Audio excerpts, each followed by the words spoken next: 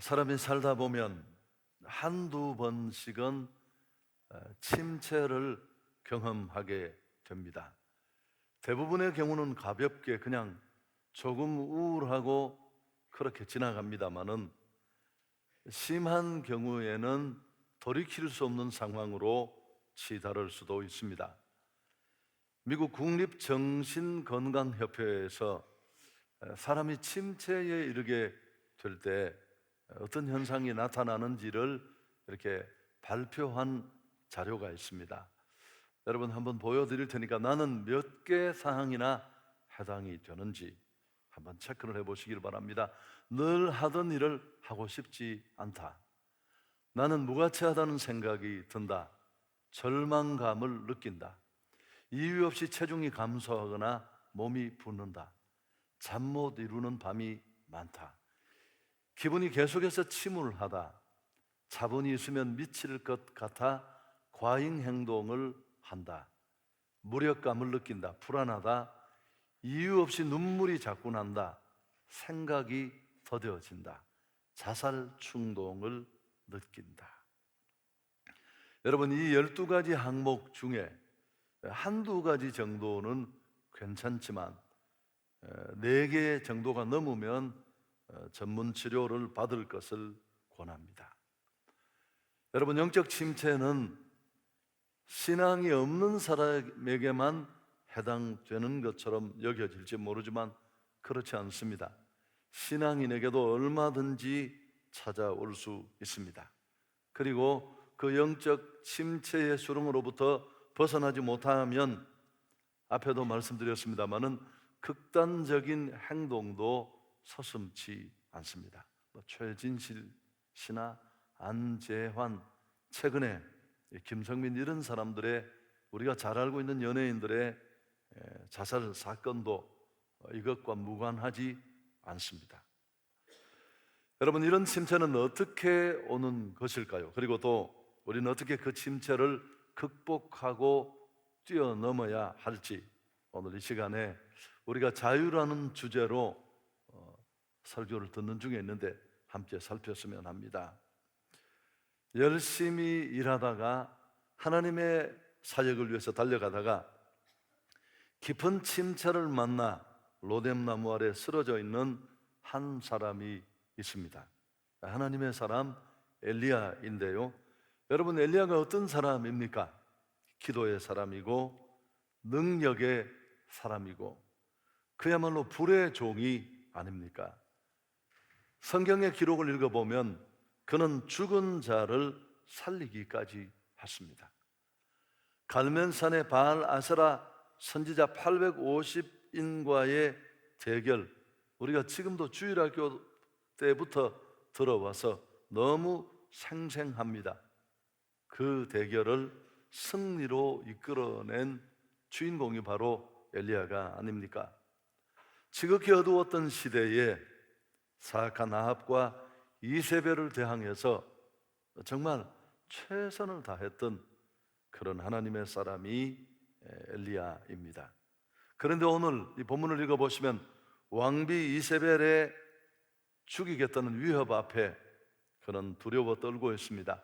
광야에서 하루길쯤 되는 곳으로 도망을 가서 로뎀나무 아래에서 차라리 죽기를 간구하고 있습니다. 그야말로 탁월한 하나님의 사역자가 극심한 침체에 빠져 있는 것을 우리는 볼 수 있습니다. 그래서 오늘 이 시간 어떻게 침체가 오는지, 대부분 쉽게 지나가지만 우울하게 여겼다가 또 그렇지 못한 경우도 최근에는 제법 많습니다. 그래서 이런 문제를 뛰어넘을 수 있는 그런 길을 말씀 속에서 찾았으면 하는데요, 오늘 하나님이 이 하나님의 사람 엘리야를 어떻게 회복시키는지 그 과정을 우리가 추적하면서 은혜를 나누었으면 합니다. 이세벨의 위협을 피해 나온 엘리야가 광야길로 하루쯤을 걸었습니다. 그런데 벌써 심슨은 지칠 대로 지쳐서 그는 더 이상 걷지 못하고 로뎀나무 아래 털썩 주저앉습니다. 여러분, 지나친 사역으로 육체적으로 너무 피곤하면 10중 8구는 침체가 찾아옵니다. 무슨 대단한 영적 이유가 있는 게 아니라 꼭 기억하셔야 됩니다.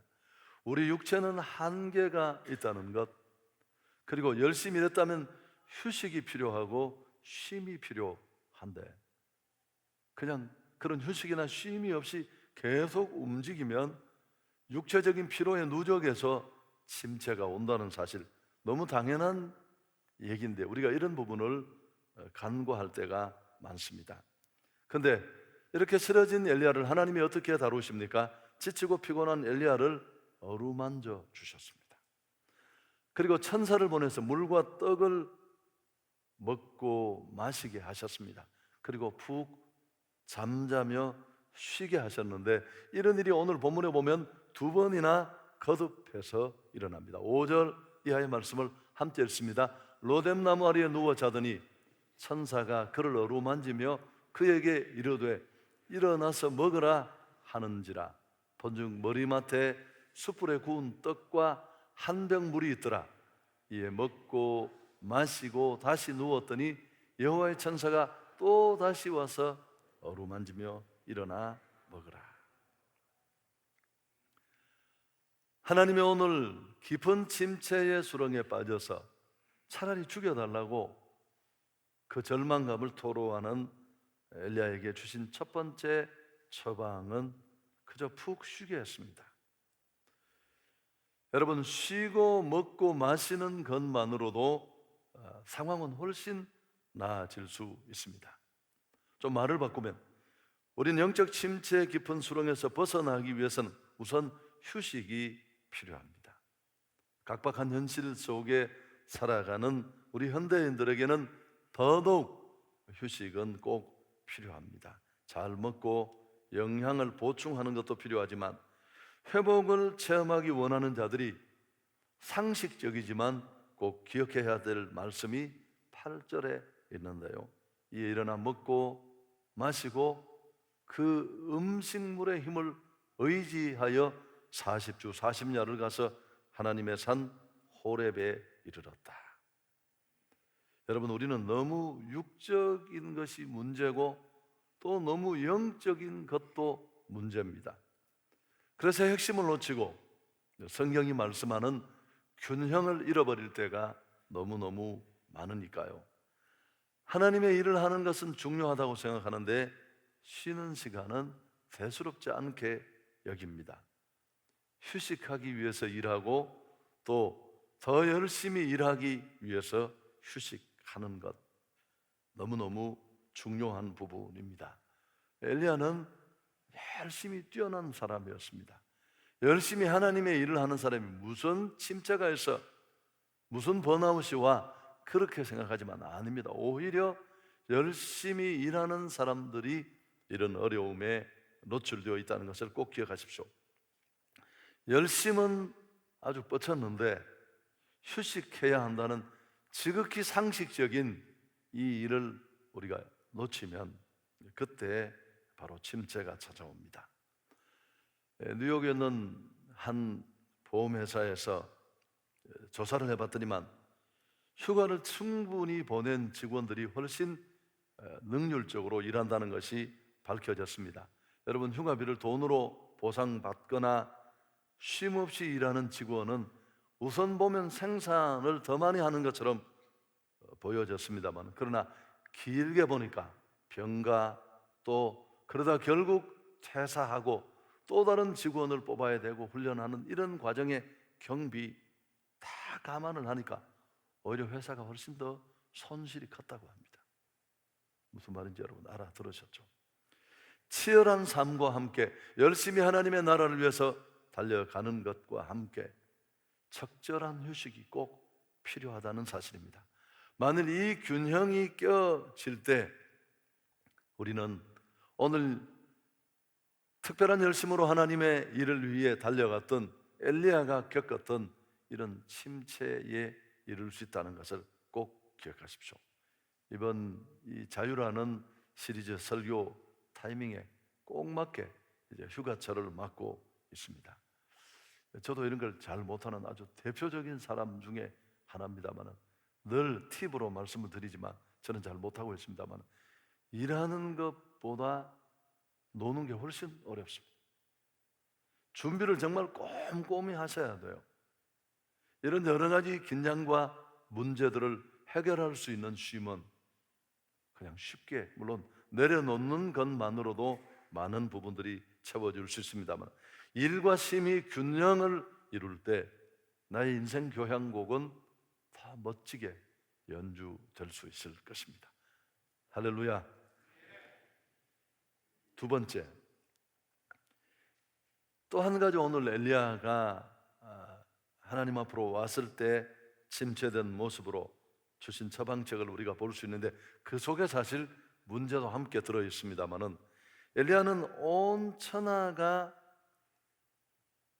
다 바알 편으로 돌아섰고 그 시대의 정서가 그랬습니다. 너무 위협하며 강한 통치력으로 밀어붙이는 아합과 이세벨의 지배 앞에 여호와 신앙은 다 무너지고 이방신을 쫓는 자들밖에는 보이지 않았으니까요. 그래서 혼자서 일을 한다는 이 고독감이 엘리야를 사실 탈진에 이르게 하는 또 하나의 중요한 원인이었는데요. 자, 14절 우리가 함께 읽습니다. 그가 대답하되 내가 만군의 하나님 여호와께 열심히 유별하오니 이는 이스라엘 자손이 주의 언약을 버리고 주의 제단을 헐며 칼로 주의 선지자들을 죽음이었으며 오직 나만 남았거늘 그들이 내 생명을 찾아 빼앗으려 하나이다. 이세벨과 아세라의 이 위협 앞에 다 신앙을 배반하고 모두가 이방신을 따라가 버렸고 자기만 홀로 남아 고독하게 사역하고 있다는 것입니다. 그런데 그 이세벨이 이제 자신도 죽이려고 한다는 겁니다. 아주 여기에 질리는 겁니다. 갈멜산의 그 대결이 끝나면 이제 그는 완전히 전세가 기울어지고 회복되리라고 생각했는데 주눅들지 않는 이 이세벨의 모습, 아합의 모습 앞에 오늘 엘리야가 질리는 것입니다. 여러분, 그가 침체를 겪고 있는 가장 큰 이유 중에 하나는 넓고 넓은 천지에 주를 위해 싸우는 사람이 자기밖에 없다는 고독감이었습니다. 그런데 성경을 가만히 들여다보면 이건 잘못된 생각이었습니다. 엘리야가 오늘 자신은 혼자만 고독하게 하나님의 사역에 일을 하고 있다고 생각하는데, 사실은 그가 이제 변화받고 가서 세워야 될 하나님의 사람들도 있고, 15절 이하를 집에 가서 읽어보십시오. 그리고 당장 16절에 보면 하나님이 그를 통해 세우려고 하는 엘리사라는 차세대 지도자도 준비되어 있습니다. 아주 일선에서 일하고 있으니까요. 뿐만 아니라 하나님은 이런 엘리야의 잘못된 고독감을 곁들이기 위해서 18절에 같이 읽습니다. 그러나 내가 이스라엘 가운데 7천 명을 남기리니 다 바알에게 무릎을 꿇지 아니하고 다 바알에게 입맞추지 아니한 자니라. 여러분, 하나님은 너만 고독하게 바알과 맞서 있는 게 아니라 내가 거룩한 하나님의 신앙을 따르고 쫓아가는 7천 명이 있다고 깨우쳐 주십니다. 이 정보는 너무너무 소중해요. 여러분, 열심히 하고 탁월한 사람들이 이런 착각에 빠집니다. 내가 없으면 교회가 되겠는가? 믿음의 문제예요. 하나님은 우리에게 많은 믿음의 동력자들을 허락해 주셨습니다. 우리는 결코 혼자가 아닙니다. 한성교회를 사랑하고 여러분이 아끼는 건 필요합니다만 내가 우리 교회를 살린다, 그런 거 없어요. 그 누구도, 그 어떤 사람도. 하나님의 교회는 하나님이 지키십니다. 그래서 우리는 그 일에 작은 수종을 들 뿐이에요. 주인의식이나 책임감, 이런 것들은 필요합니다만 내가 없으면 안 된다는 지나친 생각은 금물입니다. 여러분, 오늘 이 엘리야의 경우를 보면 아무리 믿음이 좋은 탁월한 사역자도 혼자 있으면 쓰러질 수 있습니다. 그게 인간이에요. 그 누구도 설마 저런 거인이 쓰러질까? 또 하나 더불어 말씀드리고 싶은 것은 우리가 서로 수평적인 관계 속에 도움을 받는 일들이 얼마나 중요한지 몰라요. 제가 몇 번 말씀드렸는데 더 좋은 예가 없어요. 제가 정말 사역하다 어려울 때가 많았어요. 어느 곳이 쉽겠습니까?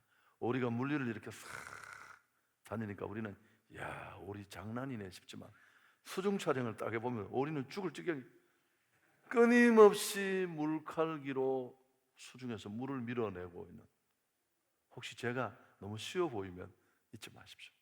여러분도 마찬가지입니다. 남편을 바라보는 아내, 또 전업주부로 아이들을 돌보며 끝없는 일을 하는 주부, 다 그럴 수 있습니다. 사람은 깊이 속사정을 다 알지는 못하니까요. 그럼 힘들면 제가 이제 주일 예배를 저녁 예배까지 마치고 나면 8시가 넘어요. 8시 반, 뭐 9시 될 때 차를 운전해서 그 피곤한데 1시간 반을 가서 시골에 있는 정말 친한 목사님, 지금 제가 서울 올라와서 자주 못 보는데 1시간 반을 달아서 의성 꼴짝이 있는 목사님 만나서 또 얘기도 하고 사모님이 구워주시는 전도 먹고 12시가 다 돼서 차를 타고 오다 제가 신호에서 꾸벅꾸벅 졸면 제 아내가 저를 툭툭 치면서 어떻게 사람의 위로가 좀 위로가 되십니까? 그럼 제가 썩 웃고 무슨 뜻인지 못 알아.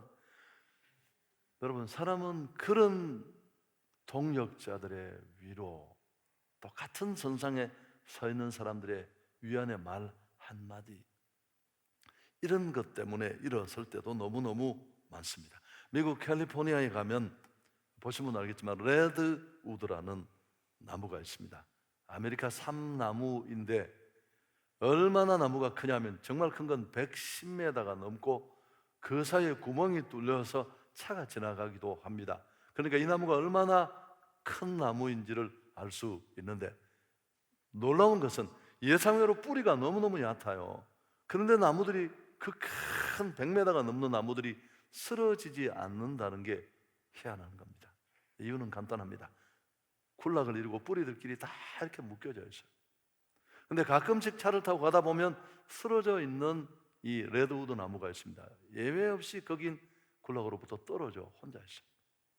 쓰러질 수밖에 없는. 오늘 일부 예배 나오신 여러분들을 보니까 정말 심치에 가까이 오신 것 같아요. 무슨 얘기를 해도 감정의 변화가 없어요. 나무를 봤는지 안 봤는지 잡수시고 온 건지. 여러분, 다락방에 소그룹에 얼마나, 제가 사역반 지난주 종강을 했는데 사실 저한테는 굉장히 힘겨운 일이에요. 그러니까 또 우리 사역반 식구들이 힘들어할 수 있는데 진짜 힘든 일이에요. 그렇지만 제가 이제 이걸 언제쯤 끝낼까를 날마다 기다리고 있었어요. 시작을 했는데 끝은 내야 되니까. 근데 한 학기를 종강해 가면서 제 생각이 조금씩 바뀌어졌어요. 그게 뭐냐 하면 그 사역반 식구들의 삶을 보는 것도 행복하고, 야, 이렇게 신실한 분들이 교회 안에 많이 있구나. 그 일도 아름답지만 여러분, 그렇게 우리 성도들과 나누는 대화 속에서도 제가 굉장히 많이 위로를 받고 있다는 것을 깨닫게 되는 것입니다. 피곤하고는 또 다른 준비가 주는 부담 외에 동력자로서 수평적인 관계 속에 누리는 위안, 행복, 저런 동력자들이 나와 함께 일하고 있구나 하는 마음이 느껴져서 그렇습니다. 여러분, 예배에 참석하는 것도 역시 그 연장선상에 있습니다. 잠언 18장에 이렇게 말씀합니다. 무리에게서 스스로 갈라지는 자는 자기 소욕을 따르는 자라 온갖 참 지혜를 배척하느니라. 무슨 의미입니까? 나는 똑똑하다, 나는 믿음이 좋다, 얼마든지 스스로 설 수 있다고 고고한 학같이 뛰쳐나갈지 모르지만 잠언의 말씀은 참 지혜를 배척하는 사람이라고 말합니다. 영적으로 보면 너무너무 어리석은 겁니다. 여러분, 내가 예배드리고 내가 봉사하는 게 교회를 위해서 큰 희생을 치르는 것처럼 보이지만 사실 뒤집어 보면 전혀 아니요. 제가 뭘 가르친다고 가는데 사실은 위로를 받고 오는 거예요. 도움을 얻고, 이럴 때는 아멘 하는 박자라는 것. 엘리야 같은 대선지자도 혼자라고 생각했을 때 침체에 눕혀서 허우적대었습니다. 우리는 결코 혼자가 아닙니다. 주변을 돌아보면 정말 신실한 동역자들이 많아요. 초기 한국교회 선교를 보면 정말 선교에 평생을 헌신한 사람들은 보통뿐이 아니잖아요. 한국에서 목회하는 것도 어려운데 언어가 다르고 문화가 다르고 아무것도 없는 오지로 가서 열악한 환경 속에 복음을 위해 산다는 건 쉬운 일이 아닌데, 그렇게 신실하고 헌신된 분들이 선교지에 가서 너무너무 고통을 많이 겪었어요. 고독과 싸우다가 시간 다 보내고, 그래서 나중에 깨닫게 되는 게 뭘까요? 팀 사역이라는 너무너무 당연한, 다 팀을 이루어서 서로 위로하면서 또 파트를 나누어서 그렇게 하는 게 지금은 사역의 일반적인 형태로 자리 잡았습니다. 또 제가 기러기 이야기를 해야 되겠습니까? 기러기는 V자를 그리면서 날아가면 그 날개짓 사이사이에 포켓이 만들어져요. 그걸 양력이라고 하는데 힘이 훨씬 적게 들어요. 71%만 하면 갈 수 있대요. 100%라. 그래서 앞에 있던 건 뒤로 그렇게 조금씩 역할을 분담해 가면서 날아간다는 것 우리가 너무너무 잘 알고 있습니다. 불교는 사실 혼자 하는 종교입니다. 벽 보고 앉아서 고독하게 돛 닦고 수련하고, 그러나 기독교는 함께 하는 종교예요. 성경에 함께라는 말이 얼마나 많이 나오는지. 이 세상에 혼자 할 수 없는 것 두 가지가 있대요. 첫째는 결혼입니다. 결혼. 그다음 두 번째가 그리스도인은 결코 혼자 할 수 없습니다. 한성교회 괜찮은 교회. 여러분, 완벽하다는 뜻이 아닙니다. 그런 교회는 없어요. 이 지구촌에 당신이 뭘 보느냐 하는 게 문제예요. 좋은 몸면 보면 정말 천국을 준비하기에 조금도 부족함이 없는 교회고, 부족하면 내가 채우면 되겠죠. 그렇게 공동체 의식을 가지고 아름다운 동력을 이룰 수 있기를 축복합니다. 그럼 우리가 힘있게 주를 위해, 나를 위해 살아도 우리가 이런 번아웃을 만나는 일은 없을 것입니다. 혹 탈진이 찾아오고 침체가 나를 붙잡아도 우리는 곧 다시 일어나서 달려갈 수 있을 것입니다. 옆에서 잡아주고 이끌어주고 함께 세워줄 것이기 때문에 그렇습니다. 한 가지 더. 로뎀나무 아래에서 휴식을 취한 엘리야가 40주 40야를 행해서 호렙산에 이릅니다. 로뎀나무로부터 호렙산까지는 320km나 되는 긴 거리입니다. 그곳에서 하나님의 말씀이 엘리야에게 임했습니다. 9절에 보면 엘리야가 그곳에 들어가 거기서 머물더니 여호와의 말씀이 그에게 임하여 이르시되 엘리야야 내가 어찌하여 여기 있느냐. 크고 강한 소리 가운데도 하나님은 계시지 않았고, 잘 아는 얘기입니다만은 강력한 지진 가운데도 불 가운데도 하나님은 계시지 않았습니다. 바람, 지진, 불 같은 따위는 어쩌면 그 크신 하나님의 임재를 보여주는 굉장한 증거임에 틀림이 없지만 엘리야의 마음은 그런 것에 압도되지 않았습니다. 오늘 침체의 구렁이에 빠진 그를 압도한 것은 이런 현상들 다음에 찾아오는 세미한 음성이었습니다. 12절 또 지진 후에 불이 있으나 불 가운데서도 여호와께서 계시지 아니하더니 불 후에 세미한 소리가 있는지라. 여러분 들어본 사람은 다 알아요. 이 음성이 나를 일으키고 살린다는 것.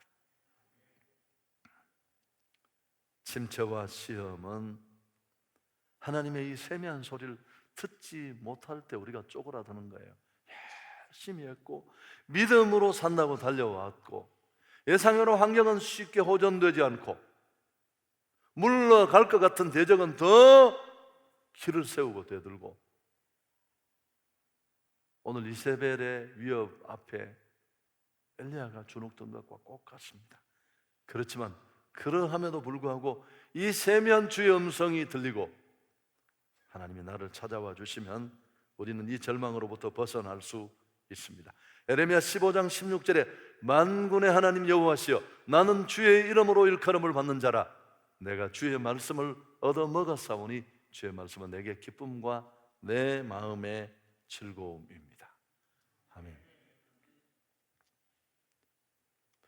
여러분, 그런데 이 엘리야가 이런 음성을 듣게 된 결정적인 키가 무엇일까요? 기도예요, 기도. 사실 오늘 이 본문은 엘리야의 기도입니다. 로뎀나무 앞에 쭈그리고, 이게 뭐 기도인지 울분인지 성토인지는 모르지만 하나님 나를 죽여주십시오.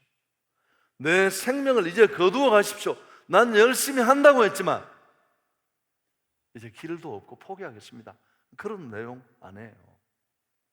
투정이든 상토든 원망의 마음이든 뭐 좋습니다. 아주 좋은 기도는 아닐지 모르지만 오늘 10절에 나와 있는 내용도 그렇습니다. 여러분 자막을 보시면 그가 대답하되, 이 내용이 다 엘리야의 기도라고 할 수 있습니다. 여호와를 앙망하는 자가 새 힘을 얻습니다. 조엘 비키가 쓴 영적 침체에서 벗어나는 길, 오늘 설교의 제목으로 삼아도 전혀 손색이 없는 조엘 비키의 책이 있는데, 이 책에 보면 제가 마지막으로 말씀드리려고 합니다만은 영적 침체를 맞는 5단계가 나와 있어요. 시작을 어떻게 하느냐 하면, 참 주목하십시오. 영적 침체가 시작되는 첫 번째 시작이 뭐냐 하면 개인 기도를 소홀히 하는 단계. 전에는 기도하는 일이 즐겁고 기도하는 일이 은혜가 있었고, 그래서 함께 모여 기도하는 기도도 좋았지만 개인 기도하는 시간이 참 행복했는데, 언제부턴가 기도하는 시간이 범패스러워집니다. 시간이 줄어들고 기도 모임의 발걸음도 뜸해지고, 혹시 내 안에 이런 일이 이미 시작되었다면 침체가 시작된 거로 보면 됩니다. 두 번째 단계는 신앙생활이 형식적으로 되는 단계입니다. 영적 침체의 시작이 기도라면 그 기도가 소홀히 여겨지면서 그 다음으로 병이 깊어졌을 때 나타나는 현상이 신앙생활의 형식합니다. 예배도 드리러 와요. 모임에도 오는데 성경도 읽고 말씀도 듣는데 감동이 없어요. 세 번째 단계는 내면의 부패가 증가하는 단계입니다. 무슨 거창한 얘기는 아닙니다. 마음속 깊이 생각하는 것이 조금씩 사속화되어지고 그 진행 장도가 깊어지는 것이 3단계입니다. 다윗은 하나님 앞에 이렇게 고백했습니다. 하나님이여 나를 살피사 내 마음을 아시며 나를 시험하사 내 뜻을 아옵소서. 내게 무슨 악한 행위가 있나 보시고 나를 영원한 길로 인도하소서. 하나님 앞에 신전의식으로 살아간다는 생각이 나를 지배할 때 이런 기도가 나오는데 이런 기도가 없어집니다. 네 번째 단계가 세속화가 증가되는 단계인데, 밖으로 드러나는 것뿐만 아니라 참 내적 침체만이 아니라 외적 침체까지 일어납니다. 시시하고 속으로만 골마 터졌던 것들이 갈 때까지 가서 밖으로 드러납니다. 그럼 마지막 단계가 성도의 교제가 사라지는 단계입니다. 그래도 신랄 같은 희망이 있었는데 신앙 안에 있는 좋은 동력자라고 할 수 있는 벗들과의 교제가 끊어지기 시작합니다.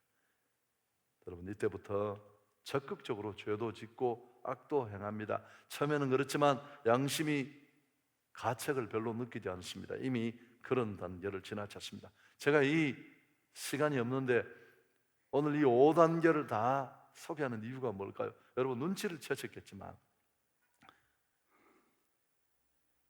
여러분 오늘 이 부분에서 우리가 알 수 있는 게 뭐냐 하면 이 침체에서 돌아설 수 있는 길이 뭐냐면 우선은 말씀이나 기도 혹은 영적 교제, 무슨 신앙 도서 아니면 앞에 그런 체크리스트도 좋아요.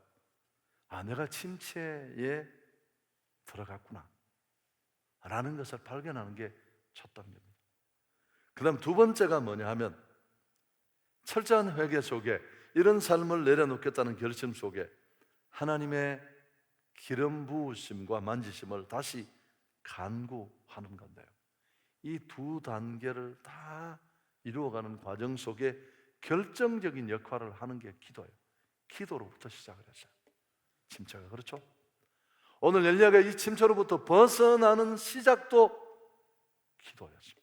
물론 그는 죽여달라고 항의하는 외침이었습니다만, 영적으로 침체되어 가는 과정 속에 중요한 것도 기도고, 영적 침체에서 회복으로 나아가는 과정에 있는 것도 기도입니다. 할렐루야. 제가 그래서 통계를 내봤어요. 통계는 내가 정말 오랫동안 관찰한 얘기입니다. 제가 이 얘기를 1, 2년 한 게 아니에요. 열심히 일한다고 침체가 오는 거 아닙니다. 침체가 올 수 있습니다, 언제든지. 그러나 회복하지 못하는 사람의 유일한 공통점이 있습니다. 형식적인 기도는 혹 있을지 모르지만 내 안에 강력한 부담이나 저항을 날려버리게 하는 깊은 기도, 하나님을 만나는 무릎의 삶이 없다는 사실입니다. 그러니까 절대 이 타격을 견딜 수가 없어요. 압박의 수위가 커지면 약물로 조절하고, 어떤 저녁에 제가 12시쯤 설교를 마치고 이렇게 자기 전에 5분 정도 TV를 옆에 틀었는데, 졸피뎀으로 한 그런 연예인들, 사람들 얘기가 나오더라고요. 10분 정도밖에 보지 못했습니다만 뻔한 내용 아니겠습니까? 어떤 압박이나 스트레스로 잠 못 자고 견디지 못해서 수면제를 먹기 시작했는데 결국은 돌이킬 수 없는. 여러분, 제가 이 부분도 확신 있게 말씀드릴 수 있는 이유가, 저는 굉장히 민감하고 제 사역과 삶도 허락하지 않았어요, 지금까지도. 그렇지만 그래도 그걸 견딜 수 있는 이유는 하나님이 새벽마다 만져주시고 위로해 주시고, 야, 누가 이 일을 시작했니? 네가 어떻게 여기까지 왔니? 다 내가 했습니다. 그리고 내 아이들, 내 사역의 문제가 힘들어서 하나님 앞에 부르짖으면 그분이 뭐라고 말씀하실까요? 내가 너를 여기까지 인도했는데 신경 꺼라. 혹시 영적 침체를 겪고 있습니까? 하나님 앞으로 나아갈 수 있기를 바랍니다. 여러분, 너무 분주하게 돌아다니지 마십시오. 하던 일을 내려놓고 그분 앞으로 나아가면 오늘 하나님이 엘리야를 만져주셨다 그러죠. 굉장히 중요한 단어입니다. 언제 한번 이 부분만 가지고도 설교하고 싶습니다. 이 하나님의 터치가 필요해요. 당신이 열심히 일하고 심각한 스트레스 속에 있다면 다 필요해요. 누군가가 내 어깨를 감싸주고 내 손을 잡아주는 동료들도 필요하고 휴식도 필요하지만, 깊은 하나님과의 만남 속에 그분이 나를 어루만지는 이 하나님의 터치가 있어야 우린 침체에서 다시 일어나게 될 줄 믿습니다. 여러분, 사실 휴식은 우리 인간에게 주어진 큰 축복입니다. 그러나 우리는 너무 바쁘게 살아가고, 한국인은 저를 비롯한 우리 모두는 이런 일들을 가치 있게 생각하지 않습니다. 잘 알잖아요. 놀고 있네, 이런 말이 휴식을 비하하는 우리 안에 정서를 잘 보여주는, 여러분, 노는 일은 어쩌면 기도하는 일만큼 가치 있는 일입니다. 물론 그런 영적인 만남으로 이어져야 합니다. 오늘 엘리야가 쓰러져 있던 이 로뎀 나무는 침체를 맞았던 그를 충전시키는 돛이었습니다. 만약 엘리야에게 이 로뎀 나무 아래에 쓰러져 있는 시간이 없었더라면 그는 다시 사역으로 돌아갈 수 없었을 것입니다. 하나님께서는 그를 인도해서 호렙산까지 끄셔서 회복시켜 주셨을 뿐만 아니라 15절 16절 보면 사명을 다시 기억하게 하시고 돌아가게 하십니다. 하나님은 오늘도 우리를 찾아와 위로하시고 고치십니다. 엘리야는 다시 옛날의 모습으로 돌아가서 이전보다 더 멋진 모습으로 남은 생애를 살다가 죽음을 보지 않고 불병거를 타고 하늘로 올라가는 그런 인물로 자리매김을 합니다. 우리 이사야 40장 30절 31절 같이 읽으면서 설교를 마칩니다. 소년이라도 피곤하고 곤비하며 장정이라도 넘어지며 쓰러지되 오직 여호와를 앙망하는 자는 새 힘을 얻으리니 독수리가 날개치며 올라감 같을 것이요 다른 박질하여도 피곤하지 걸어가도 피곤치 아니하리로다.